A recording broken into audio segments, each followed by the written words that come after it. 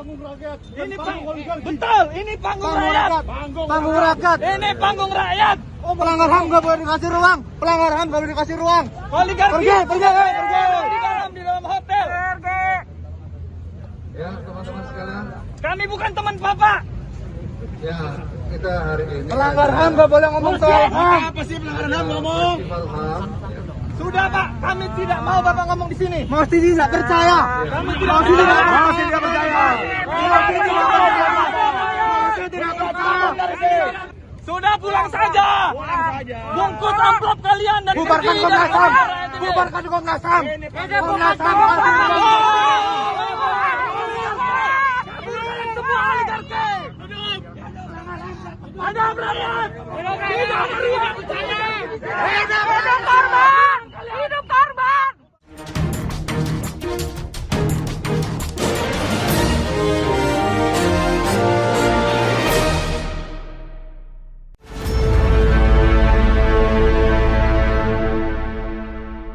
Halo, apa kabar Anda semua? Ini hari Jumat Barokah.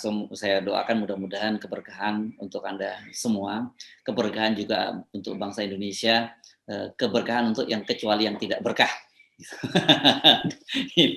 ini kan situasi banyak begitu. Di Semarang ada Pak Muldoko. Ini sebenarnya Pak Muldoko pada beberapa waktu yang lalu ketika unjuk rasa mahasiswa kan beliau juga turun ya di depan istana pada waktu itu, Bung Rocky, dan sempat menyampaikan orasi. Nah sekarang rupanya mau diulang di Semarang, tapi di Semarang ini situasinya berbeda tadi seperti yang tadi video yang Anda tonton tadi di awal ini. Ya, ini kan kemisan itu mungkin udah ke 500 atau 600 nih. Saya beberapa kali dulu pidato di situ, acara kemisan biasanya dibikin di istana, payung hitam itu, untuk meminta penyelesaian soal pelanggaran HAM, dan terutama emak-emak di situ, ibu-ibu, mereka yang kehilangan putra-putri sejak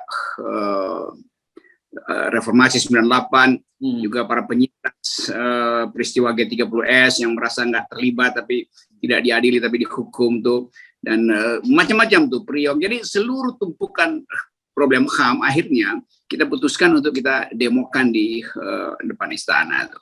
Itu organisasi hak asasi manusia dunia juga mendukung. Lalu dia jadi acara rutin ke seluruh provinsi itu, jadi berkembang itu. Dan tidak sekalipun istana datang menjenguk itu. Jadi sebetulnya memang publik udah marah nih, kenapa istana mondar-mandir menemui konglomerat, bertemu dengan pengusaha hitam, kenapa menemui payung hitam kok nggak mau gitu kan. Jadi betul bahwa diusir oleh mahasiswa atau oleh pengunjuk rasa, oleh kemisan ini, aksi kemisan ini, ya udah, itu nasibnya Pak Muldoko begitu tuh. Tapi di balik itu ngapain juga Pak Muldoko berupaya untuk ke situ, yang sebetulnya kan itu kayak cari muka atau memberi kesan bahwa peduli. Loh, buktinya tuh nggak ada kepedulian, itu sampai sekarang tuh kilometer 50 tuh didiamin. Nggak ada sedikit pun sinyal bahwa istana peduli dengan pelanggaran HAM terhadap pengawal Habib Rizik kan. Tapi kita mau lihat ini sebagai satu civil disobedience yang menganggap bahwa udahlah pemerintah mau ngomong suka-suka aja tuh, kita nggak peduli lagi karena mereka pemerintah tidak mampu untuk menghasilkan keadilan. Jadi Pak Muldoko itu ya kena batunya tuh. Apalagi Pak Muldoko kasusnya masih panjang soal kudeta lah segala macam. Jadi di dalam tubuh Pak Muldoko itu, dalam tubuh politiknya, orang sampaikan kekesalan seluruhnya. Tentu Pak Muldoko paham, tapi itu bagus juga. Jangan sampai soal semacam ini dianggap ya melecehkan pejabat mau datang. Bukan, ini soal yang udah ratusan kali ditunggu di depan Monas dan nggak ada yang mau berani keluar. Itu kan pengecut namanya. Nah, sekarang begitu ada isu reshuffle, wah semua menteri buru-buru seolah-olah tampil di publik sebagai ingin menyelamatkan demokrasi. Itu kan ini kan ngecapnya kan di situ. Ini tradisi dunia. Saya kira di Argentina juga ada yang namanya Plaza de Mayo ya, tradisi mak-mak yang kehilangan anak-anaknya pada rezim fasis sebelumnya. Ya itu memang meniru sebetulnya peristiwa di Argentina itu, namanya itu desperatio itu, ya penghilangan paksa itu. Jadi sebetulnya kita mau jadikan kemisan ini sebagai tonggak penagihan janji-janji negara terhadap upaya untuk menangani pelanggaran HAM di masa lalu. Tapi jangankan yang di masa lalu, yang masa sekarang aja bertambah kok pelanggaran HAM-nya. Oke, nggak apa-apa. Tapi saya kira jangan kapok, Pak Muldoko, untuk turun setiap kali unjuk rasa. Dulu kemarin mahasiswa, sekarang unjuk rasa HAM. Lain kali nggak apa-apa, dicoba lagi. Sekali gagal kan nanti 2 kali nggak gagal. Ya itu kan di sekeliling Pak Muldoko kan aktivis HAM semua yang dampingi Muldoko. Ya, ya. Dan itu artinya memang sekedar ingin pencitraan aja. Kalau betul-betul ada konsep, kenapa tunggu di Semarang gitu? Tanpa ada kemisahan pun setiap kasus pelanggaran HAM mestinya KSP itu bereaksi atau kasih address. Ini nggak ada ini. Jadi sebetulnya Pak Muldoko mau cari kamera juga di situ dan akhirnya diusir dan terekam oleh kamera. Nah, itu sinyalnya, bukan sinyalnya, sial. Ya.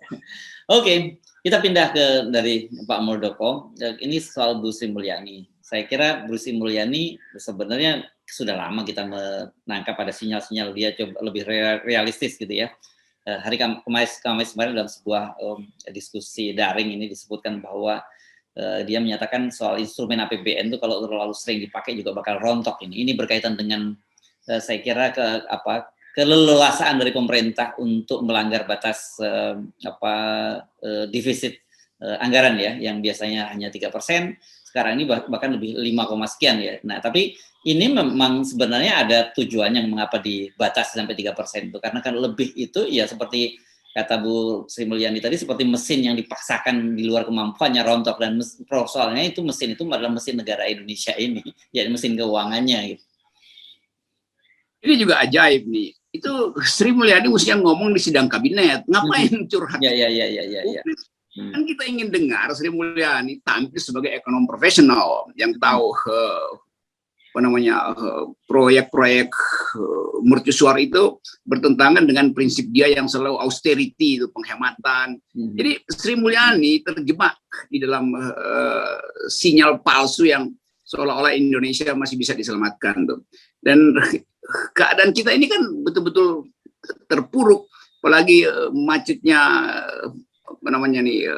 global supply chain, global bikin proyeksi ini lama untuk perdagangan internasional karena seluruh sifat kenormalan itu tidak mungkin disediakan oleh sistem transaksi perdagangan global. Jadi soal-soal begituan yang memang dari awal udah bisa kita prediksi tuh. Tapi karena pemerintah ingin terus-menerus pacu pembangunan infrastruktur yang isinya pencitraan, ya maka plafon defisit itu ditingkatkan. Mungkin sekarang juga ada berpikir lagi untuk kita naikkan lagi tuh rencana plafon defisit dari 5 ke 7% segala macam tuh, dengan anggapan bahwa nanti begitu COVID mulai mereda kita bisa kejar lagi buat bayar utang. Kan nggak bisa begitu kan, berupaya untuk nyari dukun untuk kasih sinyal ini. Jadi Bu Sri Mulyani kadang-kala dia percaya pada dukun, kadang-kala dia percaya pada teks, bukan. Jadi sebetulnya problem ini kan dari awal sudah bisa dideteksi oleh rekan-rekan Sri Mulyani sendiri. Tapi sialnya ya Sri Mulyani takut untuk bicara pada presiden, karena itu dia ngadu lewat webinar kan. Jadi Sri Mulyani itu ekonomi yang akhirnya terjebak karena pertarungan politik tuh. Ada buku yang judulnya Economic Doesn't Lie, Minister of Economy does. Ekonomi nggak pernah berbohong, Menteri Perekonomian yang berbohong. Menteri-menteri di bidang perekonomian. Ya, ini kan sebenarnya saya teringat 1 bulan yang lalu, saya kira saya sudah membuat semacam podcast dengan ahli fiskal Awalil, teman kita Awalil, yang dia sudah mengingatkan bahwa ini untuk pertama kalinya dalam sejarah kemungkinan kita akan gagal bayar. Nah, ini sekarang mungkin pemerintah selama ini mencoba mendinai, dan tapi akhirnya juga nggak kuat juga kan Sri Mulyani. Sri Mulyani ada batas yang harus dia patuhi, yaitu dia nggak mungkin terus-terus menjadi politisi itu, karena dia ekonom yang train dengan metodologi. Jadi sekali lagi batas itu udah dia lampaui dan sekarang dia keluh kesah. Sekarang kita tinggal tunggu Sri Mulyani ngadu ke IMF, ke World Bank, supaya IMF dan World Bank tegur pemerintah. Kan begitu modelnya kan. Jadi kalau jadi ingat saya. betul. Pola yang kita mau tunggu tuh. Tapi udahlah, bagus juga kalau Ibu Sri Mulyani ngoceh dan merasa udah lelah, itu artinya mestinya udah harus di overhaul, tapi dipaksa untuk nanjak lagi. Ya udah, tunggu lagi 1-2 bulan ke depan untuk kemudian tiba-tiba betul-betul berhenti mestinya kan. Ya. Nah, sebetulnya rontok lah. Mestinya Sri Mulyani kasih aja sih. Oke, saya udah capek nih. Ekonomi udah capek dan saya nggak bisa lakukan secara rasional, maka saya mundurkan diri. Itu lebih fair sebetulnya. Tapi mungkin udah terlambat. Orang mengundurkan diri pun orang nggak peduli lagi. Mau di reshuffle. Ini menjadi serius karena dikaitkan dengan pernyataan Presiden Jokowi yang meminta para kabinetnya untuk mewaspadai perlambatan ekonomi di Cina, dan mereka sudah melakukan tapering, dan padahal kita tahu bahwa ketergantungan kita dengan Cina sekarang luar biasa besar. Jadi hampir dipastikan dampaknya itu sangat besar. Dan kalau Pak Jokowi ngomong ke kabinet itu sebenarnya tentu saja tujuannya adalah publik untuk memaklumi bahwa kalau ada apa-apa Cina loh penyebabnya gitu. Iya, udah dari 2 tahun lalu orang bikin prediksi bahwa ekonomi Cina itu udah nggak mungkin bertumbuh tuh karena macam-macam soal di dalam Partai Komunis Cina juga terjadi semacam dispute apa yang mesti didahulukan itu. Beberapa negara Eropa menarik investasinya di Cina tuh. Jadi hal yang secara gampang kita baca di koran. Nah sekarang Pak Jokowi baru seolah-olah resah, seolah-olah serius ada problem ini. Apa poinnya gitu kan? Orang semua tahu apa yang sedang berlangsung di Cina itu. Nah sinyal itu sebetulnya sinyal yang mau nakut-nakuti juga atau mau cari cara untuk lakukan penyelamatan yang extraordinary itu, misalnya mau cetak uang atau BI mungkin udah siap-siap buat cetak uang, mungkin perlu 2.000 triliun. Jadi sekarang kita nggak ngerti lagi apa sebetulnya yang terjadi di istana. Apakah mereka rapat kabinet? Kalau selesai rapat kabinet, keterangannya apa itu? Sehingga mesti Sri Mulyani mengadu pada publik, Jokowi lakukan hal yang sama dengan seolah-olah menyatakan bahwa problem kita itu disebabkan oleh Cina yang melambat. Loh, Anda yang pilih untuk terus-menerus berhubungan dengan Cina tuh, dan nggak punya cara lain untuk berhadapan dengan macetnya supply global energi, supply global komoditi. Jadi semua itu memang kesalahan yang dibuat, didesain karena arogansi yang nggak mau dengar analis-analis independen, kan itu intinya. Nah, sebenarnya ini pertanyaan atau hal yang sering kali kita bicarakan. Pemerintah juga tahu bahwa kemampuan ekonomi terbatas, kemudian sekarang hidup untuk kita meminjam utang itu untuk membayar utang. Tetapi mengapa kemudian pemerintah sekarang ini tidak bisa menurunkan ambisinya? Kan ini sederhana sekali kalau kita ngomong ekonomi dalam rumah tangga ya. Kalau pendapatan lu berkurang, utang mulai menumpuk ya, jangan mau bangun rumah baru, bangun pagar baru dan sebagainya gitu-gitu. Tapi yang dilakukan seperti itu. Ini kan yang kita jadi bingung sebenarnya gimana ya pemerintah itu, cara berpikir pemerintah itu. Karena cuma itu cara dia berpikir kan. Dia udah diijon oleh oligarki nuntut proyek nggak boleh berhenti segala macam, APBN nggak cukup, utang tambah itu. Dan ini yang melanggar sebetulnya presiden. Kan di awal dari 7 tahun lalu presiden bilang kita mau revolusi mental, artinya bangun sumber daya manusia, bangun moral manusia, bangun integritas politisi supaya nggak ada korupsi. Dia abaikan itu, janji dia sendiri diabaikan. Kenapa? Karena itu tidak tangible. Semua janji itu kalau dia penuhi orang nggak akan bilang wah hebat. Orang mau lihat hal yang langsung mentereng, dan Jokowi ingin pamerin itu. Karena itu dia pilih infrastruktur tuh. Hal yang paling berbahaya sebetulnya adalah memilih membangun infrastruktur tanpa perencanaan, tanpa kalkulasi outputnya berapa persen dulu ya, baru kita bisa lanjutkan lagi. Ini semuanya dia mau timpa semua kan. Dan itu yang menyebabkan kesibukan presiden adalah bawa gunting, untuk gunting pita terus kan. Ya. Lama-lama guntingnya patah juga karena sering dipakai tuh. Sekarang mungkin beliau pakai gunting kuku aja tuh buat gunting pita kan. Dan itu sebenarnya nggak bisa putus. Ya, jadi kontrak dari awal konsep kita itu kacau, bukan konsep kita.